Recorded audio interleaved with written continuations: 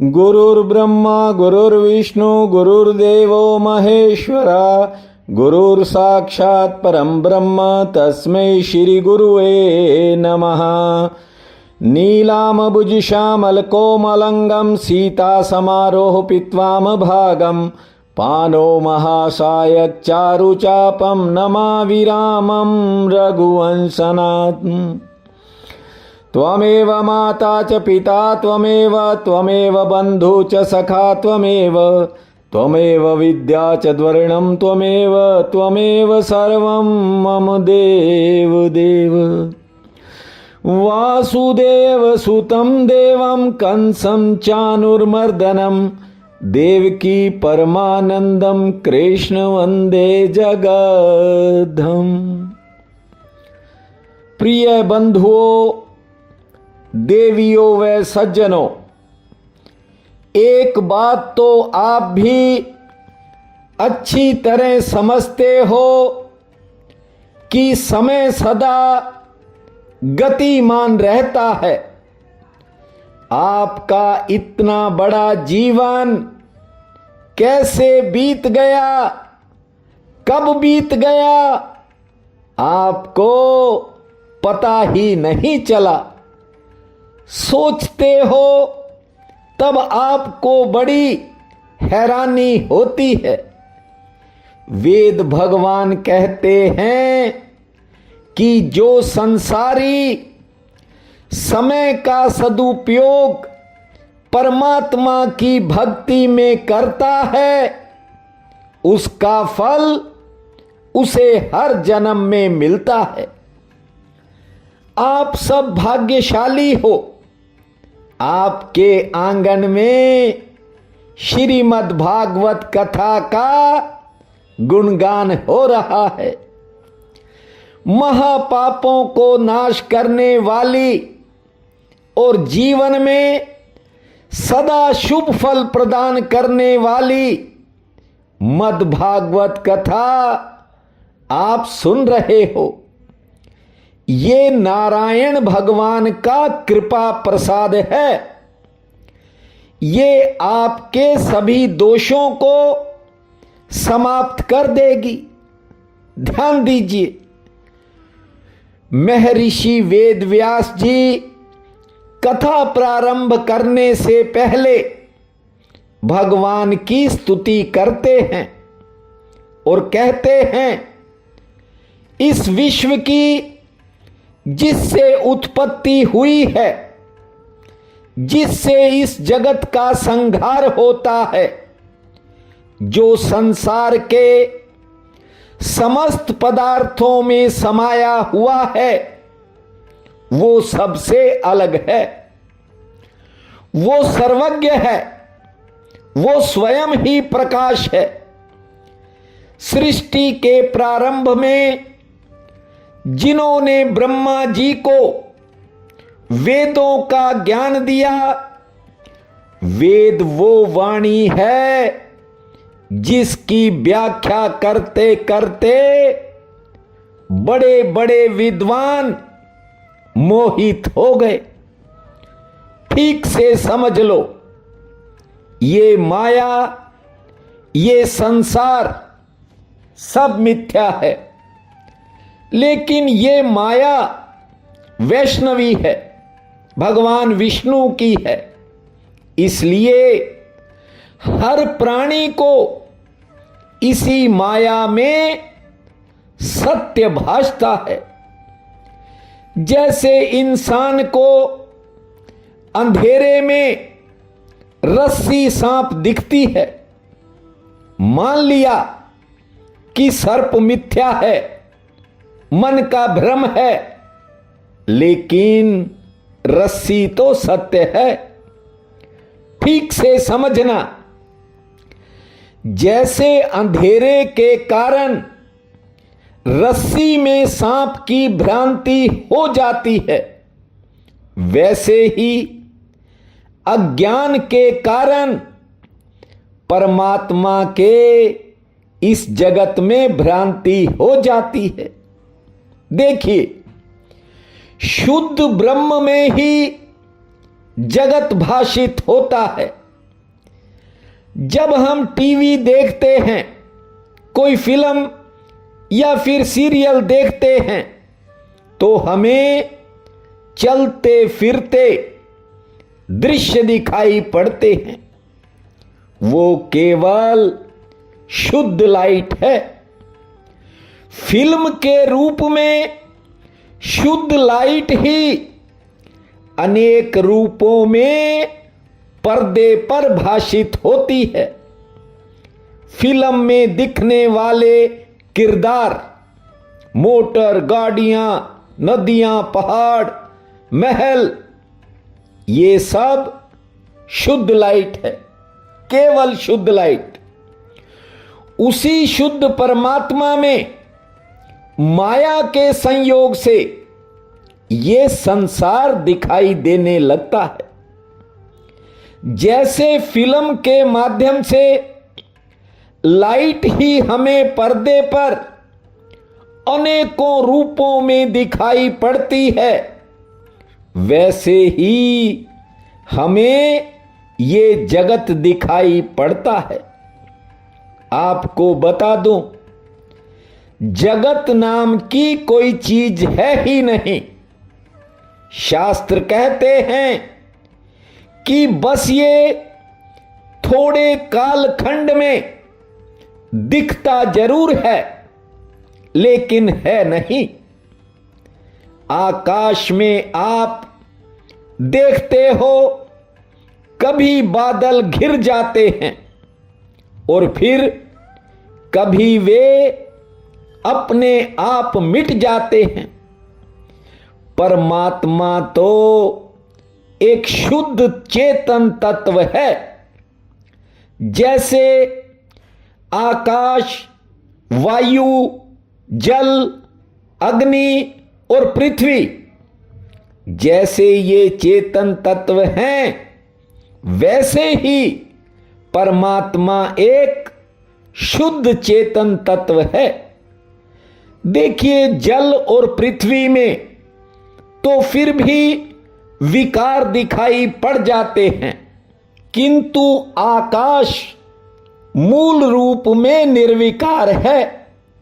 इसलिए आपसे कहता हूं, सालों साल से कहता हूं, खुले आसमान को निहारना।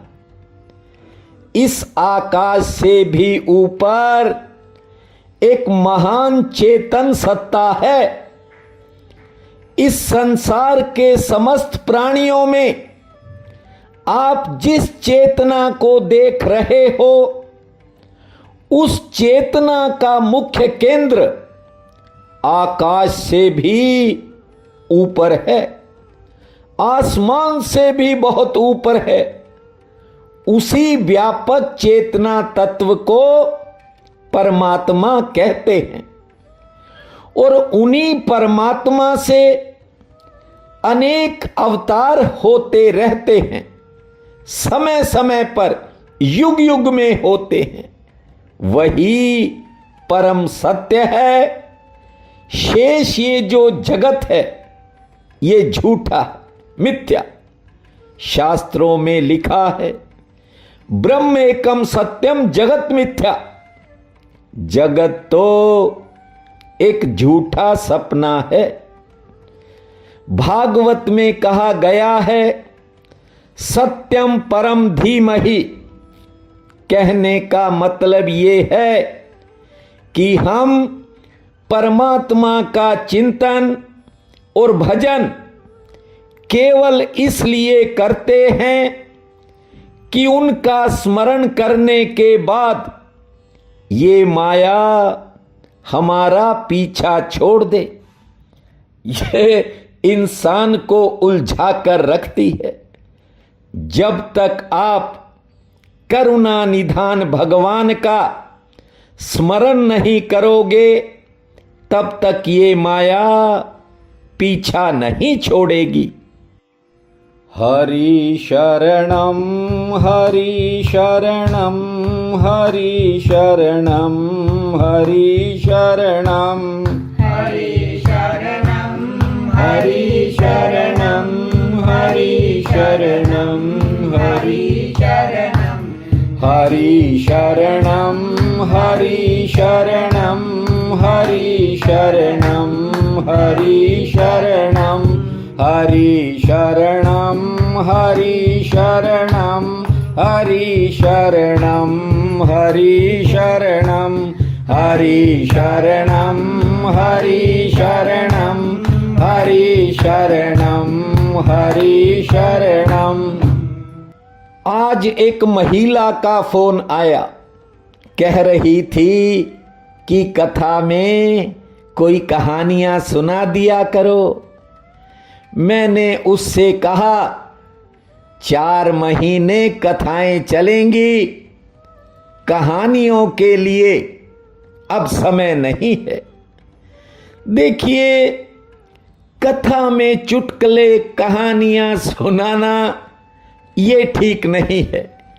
मेरा प्रयास है कि आपको एक एक श्लोक विस्तार से सुनाऊं। हालांकि मैं मूल पाठ करता हूं ताकि कोई त्रुटि ना रहे, फिर भी इस कथा में मेरा प्रयास है कि आप हर श्लोक को विस्तार से समझने का प्रयास करें। कथा कहती है कि माया का अर्थ ही मिथ्या है। ये तो एक इंद्रजाल है। आपने कभी करतब दिखाने वाले जादूगर को देखा होगा। जब मैं छोटा था, बहुत गली मोहल्ले में आते थे। मैंने भी कई बार देखे। जादूगर के साथ जो हेल्पर का काम करता था, उसे जादूगर जमूरा कहकर बुलाता था। कोई जादूगर जमूरे को जादूगरी नहीं सिखाता, सीधी बात है। लेकिन जमूरे को साथ रहते रहते जादूगरी अपने आप आ जाती है और फिर वो जादूगर के जादू पर कभी मोहित नहीं होता। हालांकि जगह जगह दर्शक तो हर दिन मोहित होते हैं जादूगर की कलाकारी पर। देखने वाले को हैरानी होती है, आश्चर्य होता है, लेकिन ये हैरानी जादूगर के साथ रहने वाले जमूरे को नहीं होती, क्योंकि जमूरा जादूगर के हाथ की सफाई को समझ चुका है। साथ रहते रहते समझ गया। उसी प्रकार अब आपको बड़े जादूगर, कहने का मतलब परमात्मा के साथ रहने की बात कहता हूं। परमात्मा की माया का चमत्कार आपको कैसे समझ में आएगा? फिर माया आपको मोहित नहीं कर पाएगी। ठीक से समझना, कैसे रहोगे, उसका क्या स्वरूप होगा। शास्त्र कहते हैं परमात्मा की कथा सुनते रहिए, परमात्मा के नाम का स्मरण करते रहिए। यही उनका साथ है, यही उनकी समीपता है। और ऐसे ही एक दिन परमात्मा से आपकी नजदीकी बढ़ जाएगी। ऐसे करते करते आपको बहुत कुछ समझ में आने लगेगा। आप भी परमात्मा के रहस्य से परिचित हो जाओगे। फिर आपको मरते समय ऐसा नहीं लगेगा कि बेकार में जीवन गंवा दिया। कमा कर ही आप संसार छोड़ोगे।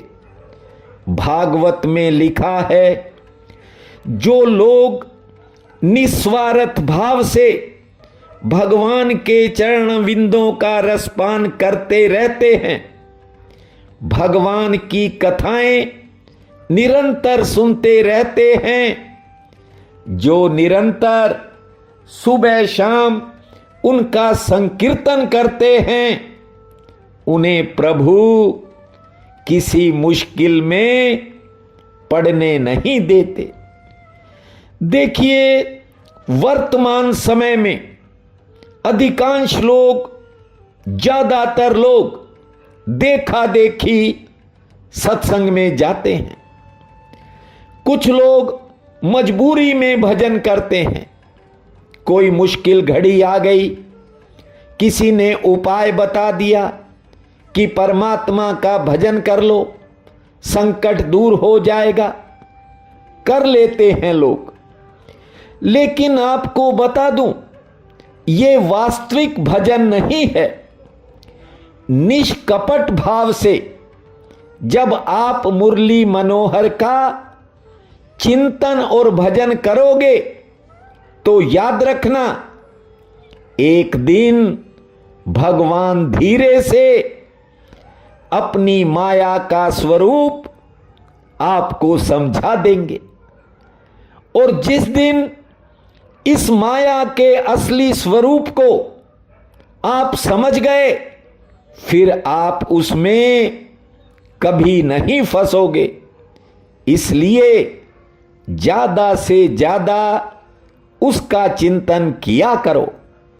गोविंद मेरो है, गोपाल मेरो है, गोविंद मेरो है, गोपाल मेरो है, भजो गोविंद मेरो है, गोपाल मेरो है, गोविंद मेरो है, गोपाल मेरो है। अरे बांके बिहारी नंदलाल मेरो है, भजो गोविंद मेरो है, गोपाल मेरो है, गोविंद मेरो है, गोपाल मेरो है।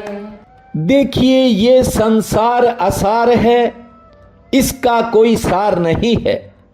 इतना जरूर है कि बाहर से और ऊपर से ये संसार सुहावना लगता है, भीतर कुछ नहीं है। केले के पौधे को देखो, प्याज को देखो, पत्ता गोभी को देखो, छीलते रहो, पत्ते ही पत्ते निकलते जाएंगे, भीतर कुछ नहीं है, खाली छिलके हैं। उसी प्रकार ये संबंधों का भ्रम जो आदमी पाल कर बैठ जाता है, भीतर सब खाली है। ये असार संसार भीतर से खाली है। और जिन विषयों का सेवन करके हम सुख ले रहे हैं, ये विषय ही विष हैं, जहर हैं। जानते हो, इन विषयों का सेवन करने से ही हमारी परेशानियां बढ़ती हैं। देखते हो, उठते ही कोई नया तनाव, नई टेंशन सामने खड़ी होती है।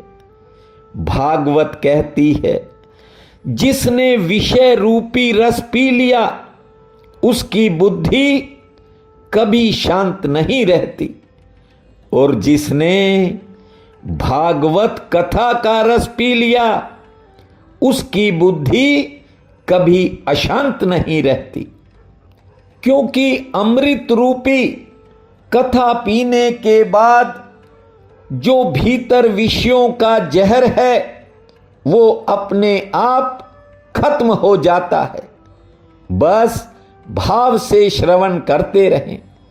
समय ज्यादा ना मिले तो थोड़ा ही समय रसपान करें, पर इस कथा रूपी अमृत को पीना जरूर, क्योंकि नहीं तो समय तो निकल ही जाएगा। न जाने कौन से जन्म का पुण्य उदय हुआ है जो भागवत कथा के रसपान का अवसर मिला। जानते हो, जिसके मन में भागवत कथा सुनने की इच्छा जन्म लेती है, उसके हृदय में स्वयं ठाकुर पहले से आकर बैठ जाते हैं, क्योंकि ठाकुर जानते हैं कि मुझे भी इसके कानों के माध्यम से कथा सुनने को मिल जाएगी। देखिए, जब तक ठाकुर की कृपा नहीं बनती तब तक ना तो कोई कथा सुना सकता है और ना ही कोई सुन सकता है। शुकदेव भगवान कहते हैं, ये वेद रूपी फलों का रस है, इसे पिया जाता है। ये कथा कान को प्याली बनाकर पी जाती है। पीवत भागवत रस माल्यम, इसे पीते रहो, चिंता आपसे कोसों दूर रहेगी। करीब 30 वर्ष पहले मैंने सार्वजनिक रूप में कथा करना छोड़ दिया था। उसके बाद बस आज कर रहा हूं। अंतिम बार मैं ये कथा पंजाब के गिद्दड़वाहा में दुर्गा मंदिर के प्रांगण में करने गया था। उस मंदिर के पुजारी राम अवतार शर्मा के आग्रह पर मैंने इस कथा को किया था, सुनाया था। अब तो वे भी संत बन गए हैं, मेरे मित्र हैं और अब अपने आश्रम में रहते हैं। देखिए, मानव जीवन के 4 दुख हैं, ध्यान दीजिए। मानव जीवन के 4 बड़े दुख हैं, जीवन, मृत्यु, जरा और व्याधि। भगवान श्री कृष्ण कहते हैं, हो सकता है किसी के जीवन में बुढ़ापा ना आए, हो सकता है किसी को बीमारी ना लगे, लेकिन जीवन और मृत्यु का दुख प्रत्येक संसारी को झेलना पड़ता है। बुढ़ापा ऐसी अवस्था होती है जहां नस नस दुखने लगती है, पाचन क्रिया समाप्त हो जाती है, खाने की इच्छा तो बनी रहती है लेकिन हजम नहीं होता। बूढ़े इंसान के बात करने की इच्छा भी बनी रहती है, पर उससे कोई बात करना तो दूर, परिवार के लोग ही उसके पास जाते कतराते हैं। बुढ़ापे में कान और आंखें सबसे पहले जवाब दे जाते हैं। बहुत से कामों के लिए बुढ़ापे में इंसान दूसरों पर निर्भर हो जाता है। इसलिए वृद्ध अवस्था को ही सबसे भयंकर रोग कहा गया है। जानते हो, बुढ़ापे को इंसान एक एक दिन करके काटता है, और यदि बुढ़ापे में कोई खतरनाक बीमारी घेर ले तो बिस्तर पर पड़ा इंसान एक एक क्षण को गिनता है। श्री कृष्ण कहते हैं, यदि इन सब व्याधियों से छुटकारा पाना चाहते हो तो मेरी शरण में आ जाओ। यदि भजन के माध्यम से भी किसी ने मुझे प्राप्त कर लिया तो मैं उसे वहां ले जाता हूं जहां से लौटकर दोबारा वापिस यहां नहीं आना पड़ता। मेरे बैकुंठ से कोई वापिस नहीं लौटता। अर्जुन ने पूछा, हे प्रभु, ऐसा वहां क्या है? तो आनंद कंद श्री कृष्णचंद्र कहते हैं कि मेरे बैकुंठ में किसी भी तरह का कोई शोक नहीं, दुख नहीं, दिमाग में किसी तरह का तनाव नहीं। वहां ना तो बुढ़ापा है, ना मृत्यु है। मन में कोई चिंता नहीं व्याप्ति। वहां सदा आनंद भरा जीवन है। हे पार्थ, मेरे बैकुंठ तक मृत्यु पहुंच ही नहीं पाती। इसलिए श्रीमद् भागवत में कहा गया है, ए मूर्ख प्राणी, परमात्मा को सदा याद रख, ठाकुर का स्मरण अपने भीतर बनाए रख, ताकि तू जीवन मृत्यु जरा और व्याधि से सदा मुक्त रह सके। श्री कृष्ण गोविंद हरे मुरारी, हे नाथ नारायण वासुदेवा।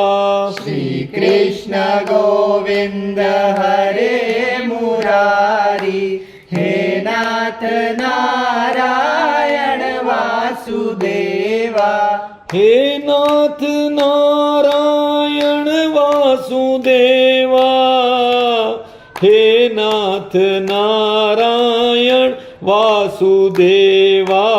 श्री कृष्ण गोविंद हरे मुरारी, हे नाथ नारायण वासुदेवा। भागवत कथा कहती है, माता के गर्भ में शयन करना नरक के समान होता है। ये जीव जब तक गर्भ में रहता है, जैसे ही उसकी स्मृति आती है, होश आता है, भीतर पड़ा एक ही राग अलापता है जीव। हे दीन बंधु, हे दीनानाथ, मुझे इस नरक से कब बाहर निकालोगे? भीतर पड़ा जीव कहता है, हे दीनदयाल, जब मैं बाहर आऊंगा तब पूरा समय आपको स्मरण करूंगा। लेकिन जैसे ही प्रसूति वायु के माध्यम से ये जीव इस संसार में आता है, तत्काल वैष्णवी माया जीव को घेर लेती है। ज्यों ज्यों बड़ा होता है, सारी चालाकियां समाज और संसार के माध्यम से जीव में प्रविष्ट हो जाती हैं। जीव परमात्मा को तो भूल ही जाता है। युवावस्था, घर गृहस्थी, नौकरी कारोबार, स्त्री पुत्र, ऐसी ऐसी रस्सियां, ऐसे ऐसे बंधन, आदमी फंसता ही चला जाता है। और एक दिन अचानक काल सिर पर आकर बैठ जाता है। ये इंसान सारी जिंदगी संघर्ष करता है और भोगने का जब समय आता है तब यमराज का नोटिस आ जाता है। इसलिए सालों से एक ही बात आपसे कहता हूं कि समय के रहते संभल जाओ, अन्यथा बाद में पछतावे के सिवा और कुछ नहीं बचेगा। देखिए, मृत्यु का समय तो निश्चित है। ये बात अलग है कि हम सबको पता नहीं। मत मानो कि स्वर्ग है या नरक है, मत मानो कि मुक्ति है या बैकुंठ है, लेकिन जो आप अपनी आंखों से देख रहे हो कम से कम उसे तो मान लो। राजा के महल में एक साधु जबरदस्ती घुस गया। कहने लगा, अब मैं कुछ दिन यहां आराम करूंगा। दूतों ने उसे पकड़कर राजा के सामने पेश किया। राजा ने पूछा, क्यों भाई, क्या बात है? उसने कहा, मैं 4 दिन इस सराय में, इस धर्मशाला में रुकना चाहता हूं, रुकूंगा। राजा ने कहा, तेरा दिमाग तो ठीक है, ये मेरा महल है। साधु ने कहा, जब मैं इससे पहले आया था तो उस समय तो आप नहीं थे। राजा ने कहा कि उस समय मेरे पिता थे। साधु ने कहा, भाई देख, बात है ये कि मैंने यहां ठहरना ही ठहरना है। तेरे को एक बात बता दूं, तेरे से पहले तेरे पिता रहे होंगे, लेकिन उससे पहले कोई और था। तो उस राजा ने कहा कि वो मेरे दादा थे। राजा की बात सुनकर साधु ने कहा कि जब तेरे पिता नहीं रहे, तेरे दादा नहीं रहे, तो क्या गारंटी है तुम यहां रहोगे? एक दिन तो तुम्हें भी यहां से जाना होगा। ये महल नहीं, ये सराय है। ये संसार ही एक सराय है। यात्री आते रहते हैं, जाते रहते हैं। इसलिए मैंने आपसे कहा है कि जो देखते हो अपनी आंखों से, अपने हृदय में जिस चीज को समझते हो, कम से कम उस पर तो विश्वास कर लो। यहां कुछ परमानेंट नहीं है और भगवान का भजन सदा आपके साथ रहेगा। ये मैं नहीं कह रहा, श्रीमद् भागवत कथा की गारंटी है। खाना पीना सोना भोगना पशु भी करते हैं, पक्षी भी करते हैं। हमें बड़े भाग्य से ये मानव देह मिली है। बस इस बात का ध्यान रखा करो। भागवत में लिखा है, जो मनुष्य योनि पाकर परमात्मा का भजन नहीं करता, उसे गधे और कुत्ते जैसा जानना चाहिए। क्योंकि पक्षी भी अपने बच्चे को गर्मी से बचाना चाहता है। वो अपनी पंखों से पंखा झलता है, लेकिन जो ठाकुर के पंखा झलता है, उसे ठाकुर का साथ मिलता है, ठाकुर की नजदीकी मिलती है। मेरा तो आपसे एक ही आग्रह है कि आप इन 4 महीनों में अमृत रूपी इस कथा का रसपान करें। भागवत कथा कहती है, ये जीव देखता हुआ भी अंधा है, बोलता हुआ भी गूंगा है, सब कुछ सुनते हुए भी बहरा बना रहता है, दृष्टि होते हुए भी कुछ और ही दृश्य देख रहा है। भगवान ने ये जीभ हरि भजन के लिए दी है, लेकिन ज्यादा समय लोग निंदा चुगली में ही बिता देते हैं। सत्संग सुनने के लिए परमात्मा ने प्याली बनाकर ये कान आपको दिए हैं, लेकिन इंसान के कान कहीं और ही लगे रहते हैं। देखिए, अब आगे आगे आप सृष्टि के आदि से अंत तक समस्त अवतारों की कथाएं सुनेंगे। आपसे एक ही आग्रह है कि इस अमृत कथा का रसपान करते समय ध्यान को कथा में ही रखें। यदि आपने ठीक से कर लिया तो आपका जीवन सफल हो जाएगा। हरि शरणम हरि शरणम हरि शरणम हरि शरणम हरि शरणं हरि शरणम हरि शरणम हरि शरणं हरि शरणम हरि शरणम हरि शरणम हरि शरणम हरि शरणम हरि शरणम हरि शरणम हरि शरणम हरि शरणम हरि शरणम हरि शरणम हरि शरणम